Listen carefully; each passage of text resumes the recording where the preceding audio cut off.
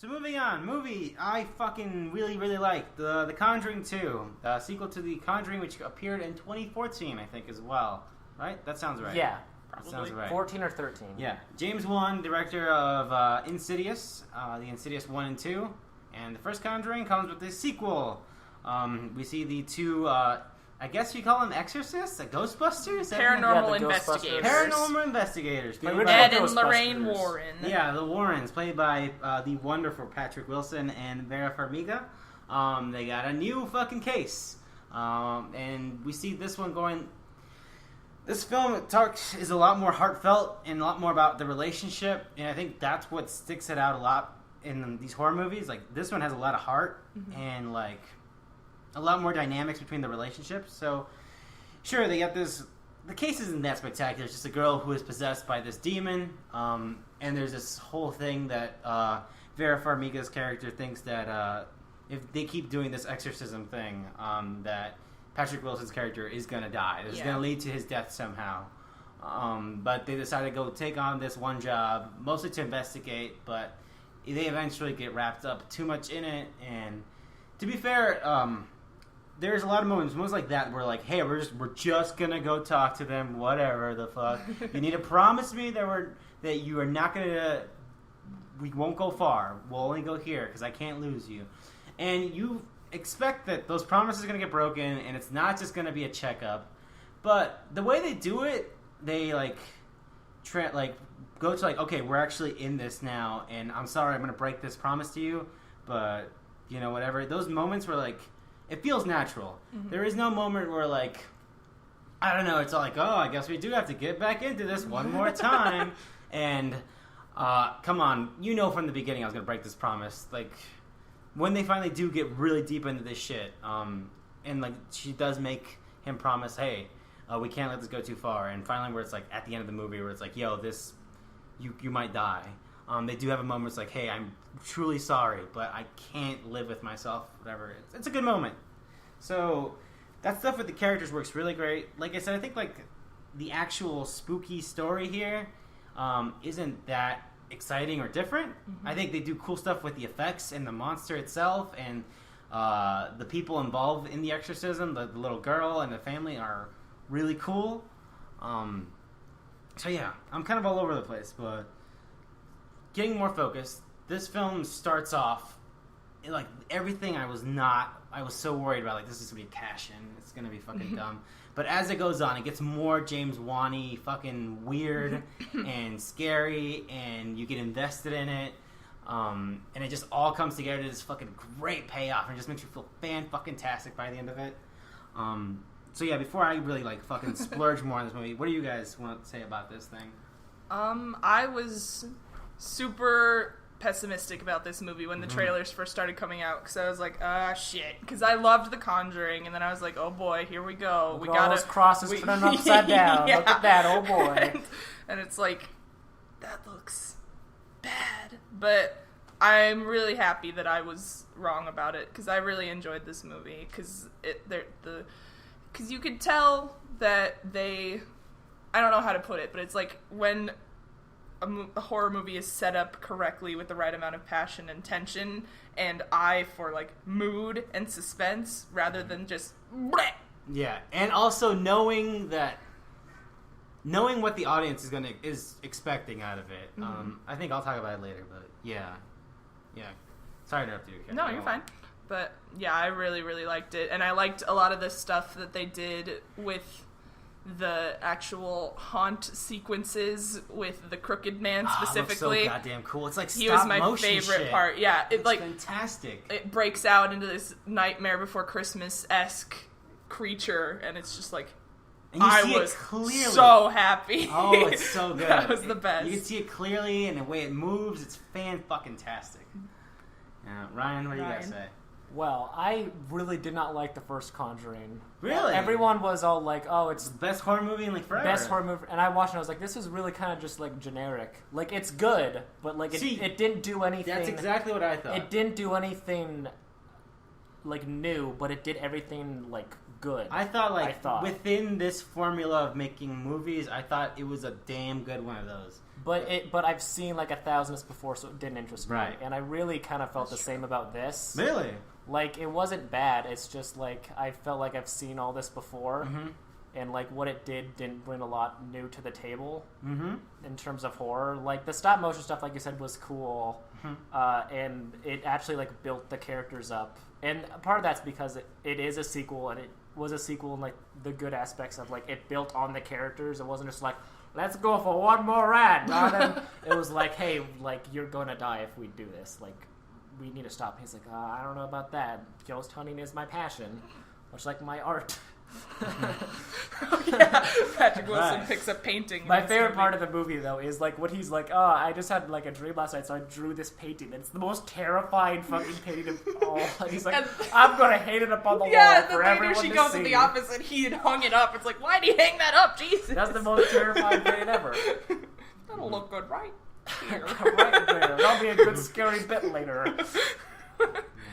But yeah, this was an okay movie. I thought. Okay. I don't know. So I fucking loved it so much because I feel like when we watch these fucking horror movies, especially the stuff where you're not expecting it to be great, like you go to watch something like a Southbound or something like a VHS movie, and you're like, oh, this is gonna do something cool and exciting, and I'm excited, cool. And maybe you watch like I know when I first watched The Conjuring, like, oh, this is gonna be this movie. Okay, the viewer almost signs like a contract. We're like, okay, I'm gonna let myself go and maybe let you have fun. Like, I know what the jump scares are going to be. Like, jump scares suck because, not because they're ineffective, but because we see them coming because we are so used to them, and we kind of let ourselves, like, okay, I'm going to humor you. I'm going to, like, oh, that was spooky, whatever the hell. And I think this movie, there's a scene where this painting that Ryan mentioned, where that painting finally comes in for that spooky goof, right? Mm-hmm. And the way they do it, it's like, fuck, it understands how that whole jump scare works. Like, you need to have this object that's scary that the audience knows it's gonna fucking come at them at one point. And so they're staring at it intently. And they go through the whole thing, stare at it intently, like, oh, is it gonna do it? And it doesn't do it. And so then you're like, okay, now I'm waiting for the scare. Where's the scare? And then the scare happens, but it's another noise. And you're like, okay, that was weird. What the fuck was that? And then you see that something else is moving over here. Like, okay, but wait a minute. I need to go look at the thing that I know is going to fucking scare me. And now the audience can't because they're looking over here like, fuck, what is it? So now you're fucking engaged. You're fucking active. And you know you're no longer safe. And I fucking love that scene because of it.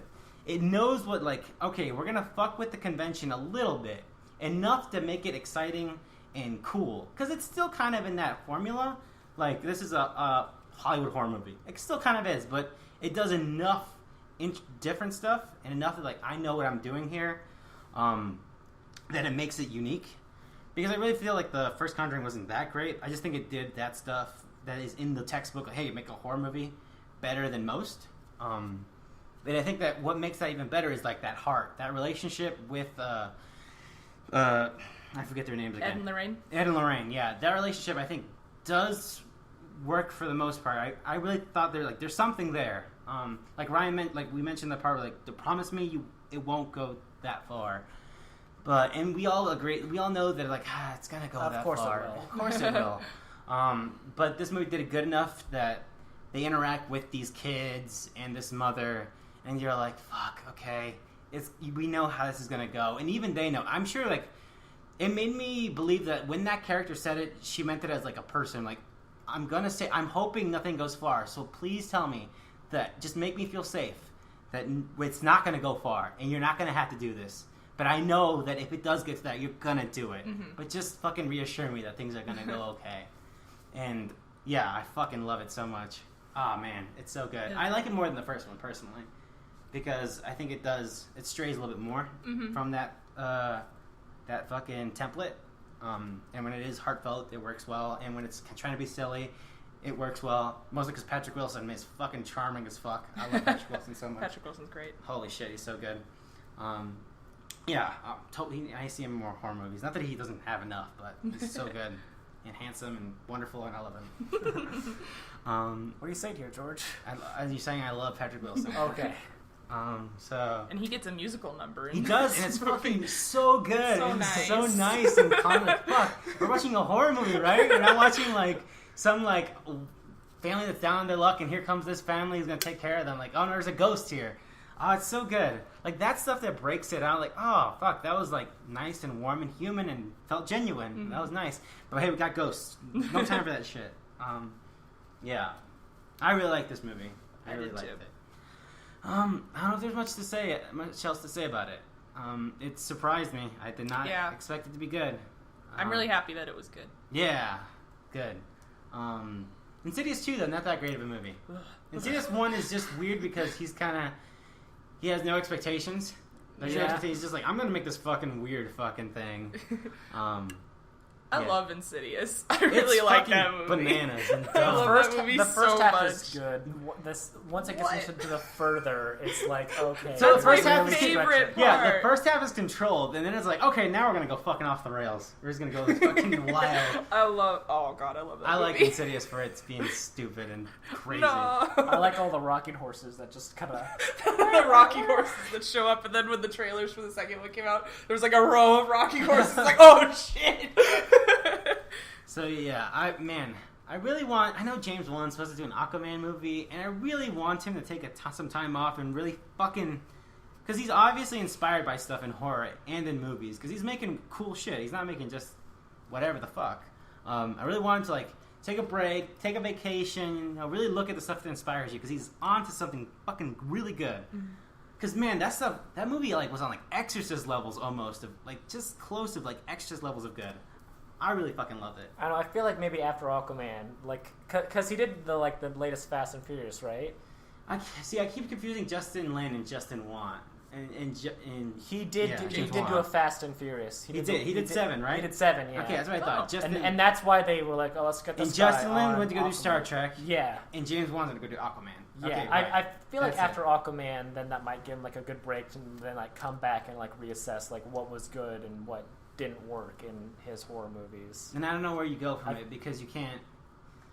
I don't know, like, it would feel shitty. It would feel cheap and shitty to finally actually like break this like couple apart now. I feel like it'd be cheap and dumb. Like, okay, don't. Yeah. I mean, they're based off real people. And, right. And I think they stayed together. Yeah, if they break up, like, but don't kill them off or whatever. That'd be shitty. I'm pretty sure one of them is still alive, and I think the other one died of old age. I believe that Lorraine is still alive because she was in a lot of they had some promo stuff with her. Like, they had a few interviews with her for The Conjuring.